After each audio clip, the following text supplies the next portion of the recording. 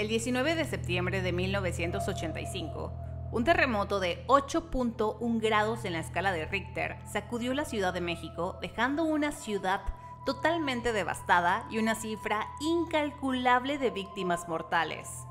El 19 de septiembre es un día que se quedó para siempre en la memoria colectiva de los mexicanos y es un suceso que vino a marcar un antes y un después en todo el país. Hola, bienvenidos a Popcorn News, mi nombre es Mariana y en este video te contaré algunas curiosidades de Cada Minuto Cuenta.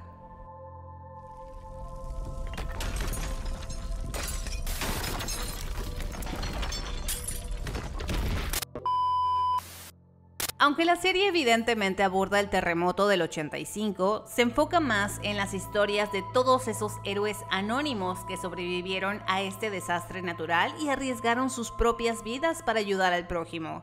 La idea de la serie en sí la comenzaron a desarrollar hace como 8 años atrás y está inspirada en las anécdotas del padre del productor, Leonardo Simbrón, que fue uno de los médicos en el 85 que estuvo apoyando a la gente.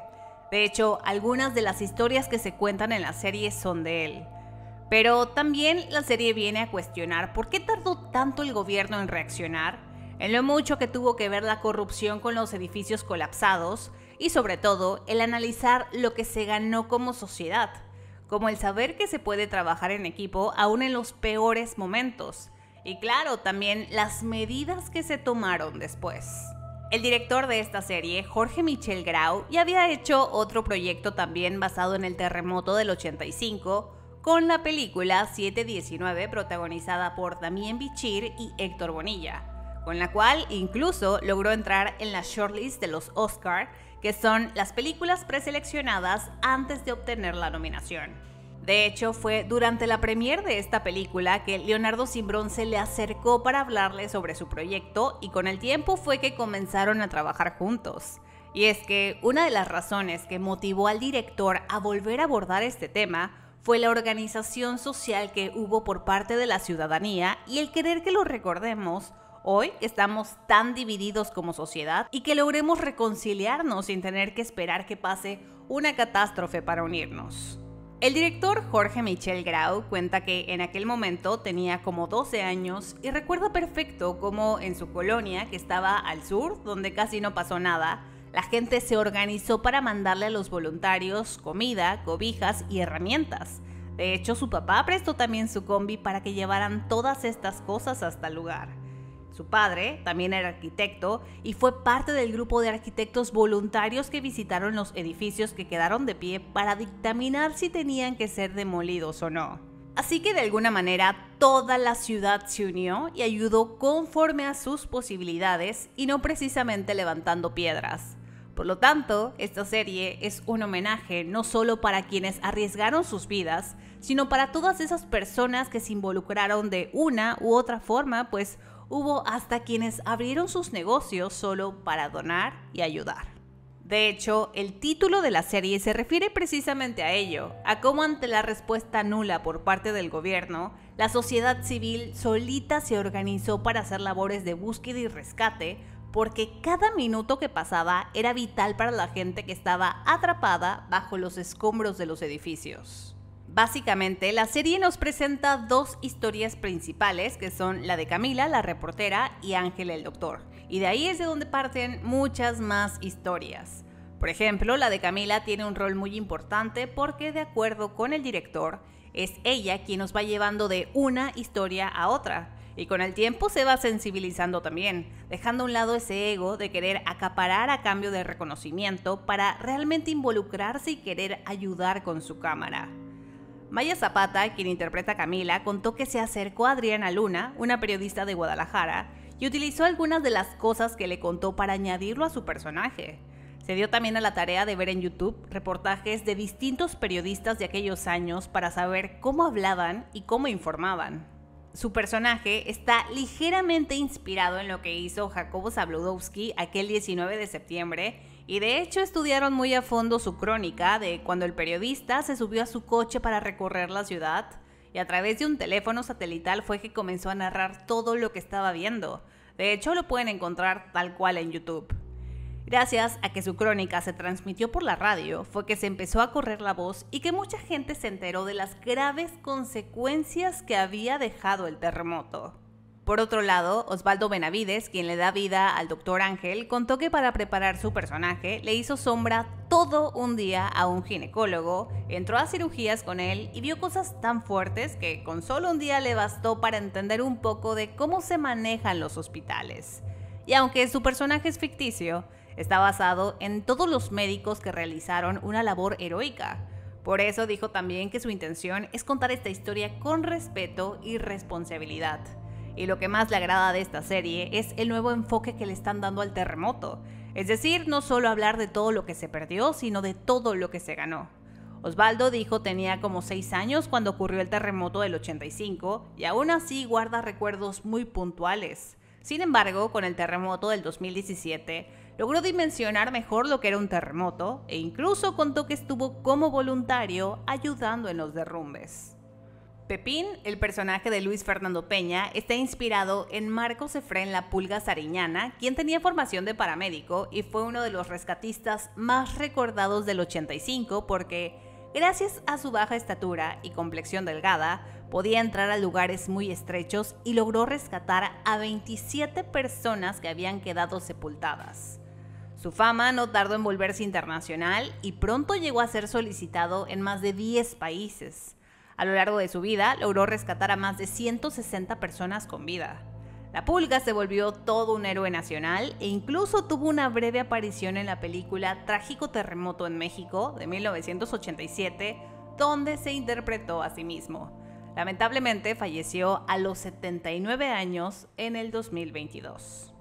Independientemente de Jesús Zavala, Luis Fernando Peña, Osvaldo y Maya, para el resto de los personajes, el director buscó actores desconocidos que vienen del teatro o escuelas de actuación del interior de la República, buscando darle el mayor realismo posible y retratar cómo era la Ciudad de México en aquel momento, que fue cuando mucha gente de la República empezó a migrar al DF en busca de mejores ingresos y que la mayoría de ellos se concentraron en el centro para vivir porque era mucho más barato y lamentablemente muchos de ellos quedaron sepultados también. Así que es por eso que una gran parte del elenco es relativamente nuevo.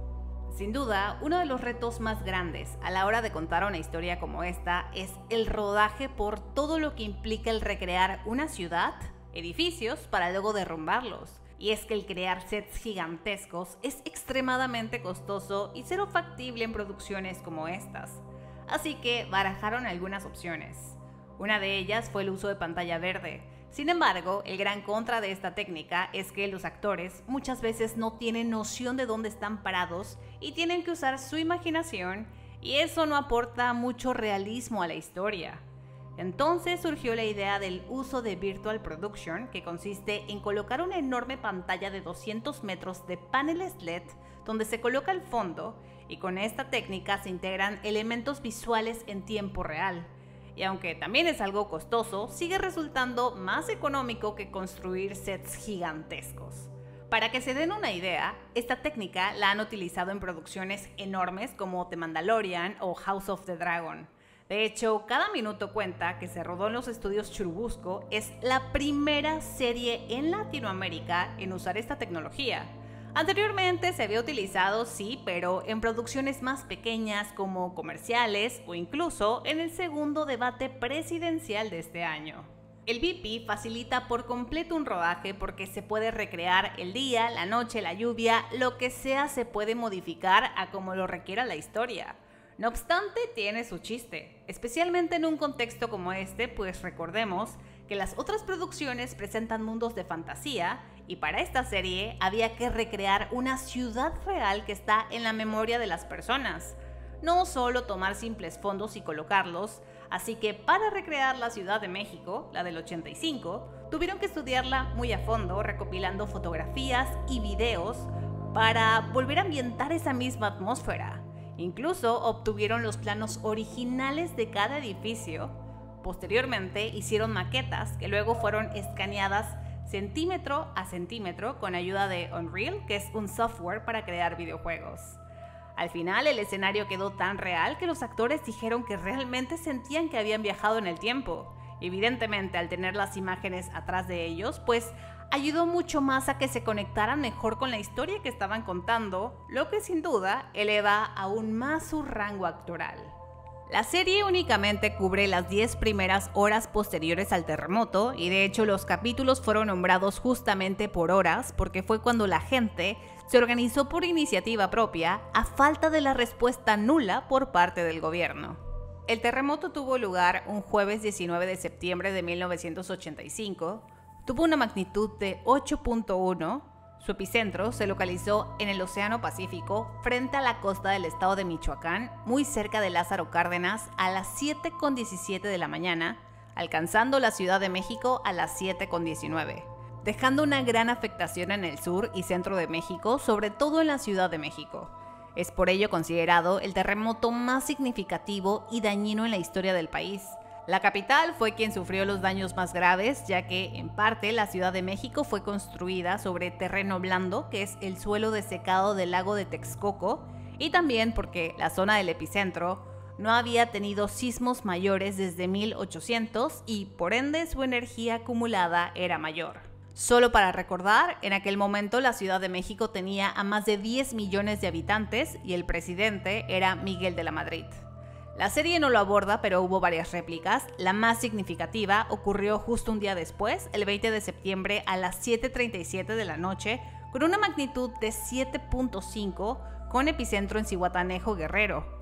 Esto provocó el colapso de otros 20 edificios más que habían quedado muy dañados del sismo pasado, e incluso se reporta que en Ixtapa, Zihuatanejo, hubo un maremoto con olas que alcanzaron una altura de 1.5 metros. Uno de los primeros escenarios que nos muestra la serie es el Hospital General donde trabaja el Dr. Ángel. Este lugar, que está ubicado en la colonia Doctores, fue inaugurado en 1905, pero fue en los años 70 cuando incluyeron el edificio de 6 pisos de ginecobstetricia y otro de 8 pisos de residencia de médicos que tenía como 56 habitaciones. Ambos cayeron durante el terremoto, falleciendo 295 personas, entre ellos pacientes, personal médico, recién nacidos y paramédicos. Y a eso hay que sumarle también las personas desaparecidas. Las labores de rescate tomaron cerca de 20 días y de este lugar fueron rescatadas también 129 personas con vida, entre ellos 7 recién nacidos que permanecieron bajo los escombros por días. Por eso es que estos niños fueron conocidos como los niños milagro. Hoy en día estos niños ya no son niños, ya tienen 39 años y algunos de ellos han aparecido en varias entrevistas a lo largo del tiempo. Y por increíble que parezca, la escena del doctor sugiriendo que una madre fallecida amamante a un bebé es 100% real. Fue algo que se vivió en el terremoto y gracias a eso los bebés no se deshidrataron y lograron sobrevivir. A partir del año 2012, a este lugar se le conoce como el Hospital General de México Dr. Eduardo Liceaga, y al parecer donde estaban estos edificios que cayeron, construyeron un gran estacionamiento. Otra de las historias que se cuenta es la de Gabriela y su familia, que queda atrapada entre los escombros del edificio Nuevo León, que formaba parte del conjunto Tlatelolco. Este edificio fue inaugurado en 1962 y formaba parte de la tercera sección. El Nuevo León estaba integrado por secciones idénticas pero independientes entre sí, construidas una junto a la otra. Cada sección tenía 15 pisos y había 288 departamentos. Tal como lo cuenta la serie, el edificio había quedado dañado después de los sismos de 1979 y 1981. Gracias a la presión de los vecinos, lograron que la inmobiliaria hiciera una recimentación y reforzamiento del edificio. Sin embargo, el terremoto del 85 terminó por colapsar la sección central y norte del edificio, y aunque la parte sur quedó de pie, resultó tan dañada de sus columnas que los habitantes fueron evacuados y posteriormente tuvo que ser demolida. De hecho, aunque quedaron de pie, varios edificios de Tlatelolco tuvieron que ser demolidos también por el pésimo estado en el que quedaron, entre ellos Oaxaca, Jalisco y Puebla. La caída del edificio Nuevo León atrajo mucha atención mediática porque entre los voluntarios estuvo el tenor Plácido Domingo, quien estuvo ayudando con las labores de búsqueda y rescate, pues tenía familiares viviendo en ese edificio, que eran sus 2 tíos y su primo, y gracias a su presencia hubo más disposición de ayudar por parte de empresas y el propio gobierno. El cantante aseguró que aunque encontrara los suyos, él se quedaría hasta el final ayudando, y así fue. Lamentablemente, sus familiares murieron también.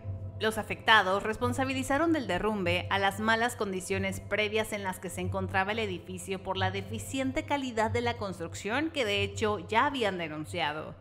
En el lugar donde se encontraba el edificio Nuevo León colocaron un reloj de sol como memorial que marca la hora exacta en el que se registró el sismo, pero tras el terremoto de 7.1 del 2021 que tuvo epicentro en Acapulco, el memorial tuvo cuarteaduras y hundimiento, y es que, según dicen, por ahí pasa una falla, que construyan lo que construyan, siempre presentará daños.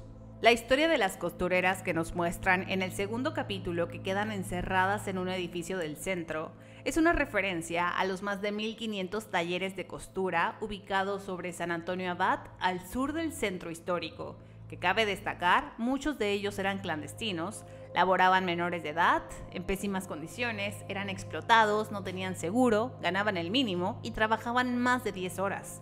Y sí, tal como lo muestra la serie, los dueños eran tan mezquinos que encerraban con llave a sus trabajadoras para evitar que incumplieran con su horario o se robaran cosas. De acuerdo con Evangelina Corona, quien posterior al terremoto se convirtió en una luchadora social y constituyó el Sindicato de Costureras 19 de septiembre, cuando los patrones llegaron, estaban más preocupados por sacar su maquinaria, la materia prima y sus cajas fuertes, pese a los gritos de auxilio de las personas que estaban bajo los escombros. Al final quedaron destruidos más de 800 talleres. Se desconoce el número exacto de víctimas, pero de acuerdo con otras costureras que ayudaron en las tareas de búsqueda, se llegaron a contabilizar cerca de 300 ataúdes de madera.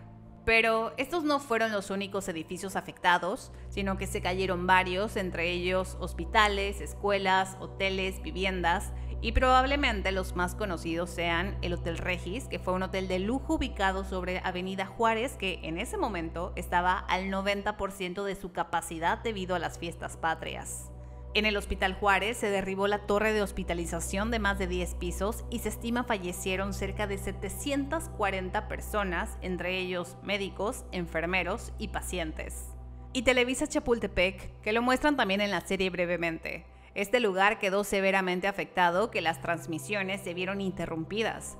Aquí era donde se transmitían los noticieros y fue aquí donde se estaba grabando el famoso noticiero Hoy Mismo, donde las palabras de la presentadora Lourdes Guerrero quedaron para la eternidad, porque estaba al aire cuando empezó el terremoto, y a pesar que siempre se mostró serena para transmitirle tranquilidad al público, cuando el sismo se volvió más violento, incluso abrieron la toma para mostrar cómo se movían las lámparas hasta que la señal se vio interrumpida cuando el edificio se cayó.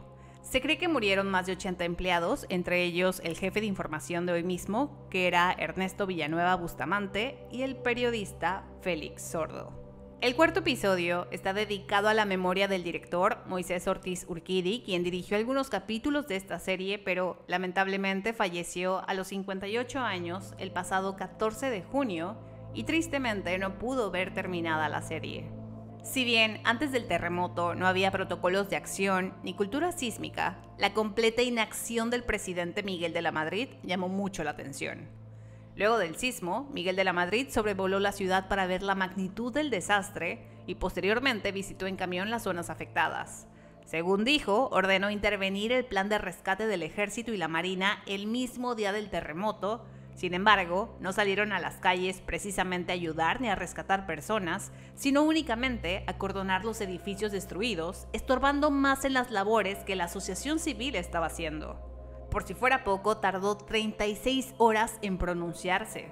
Fue hasta el día siguiente, el 20 de septiembre, que el presidente se dignó en dar un mensaje a la nación en el que compartió su luto y tristeza, y no conforme con eso, negó también la ayuda internacional. Y sí, así como lo muestra la serie, rechazaron el primer avión de ayuda. Tuvo que venir la entonces primera dama Nancy Reagan, esposa de Ronald Reagan, a recorrer las calles y hablar con el gobierno para que aceptaran la ayuda humanitaria.